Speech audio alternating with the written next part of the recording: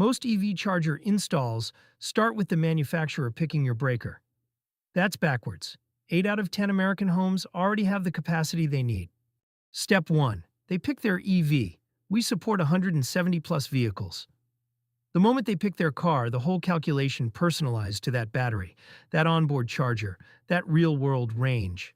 Step 2 is the one that breaks the industry. Installers size the breaker to the vehicle. I size the breaker to the driver. How long is the car at home? 8 hours overnight needs a very different breaker than 4 hours on an evening plug-in. Same car, different life, different answer. And there it is. Recommended charger, 16 amps. Low risk. A 24-amp circuit uses less than a typical dryer. Most panels handle this easily. Not a $5,000 upgrade. Not an upsell. This is your number. Personalized to you, not the car.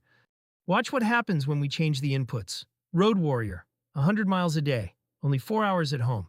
The same car now needs 48 amps at 11 kilowatts. Same vehicle, different life. That's the whole thesis. This part is free. But there's one question a charging calculator can't answer. Can your panel actually handle the charger we recommend? That's where $12.99 gets them the rest of the way. They snap a photo of their panel. Our AI reads the brand, flags killers, Federal Pacific, Zinsco, Melted Bus, Double Taps, the panels that should never see an EV charger. Now the questionnaire. Every answer maps to a line in the National Electrical Code. Square footage times 3 volt amps. That's general lighting load. Line 1 of your calculation, straight from the code book. Appliances. Electric range, 12,000 watts. Dryer, 5,000. Water heater.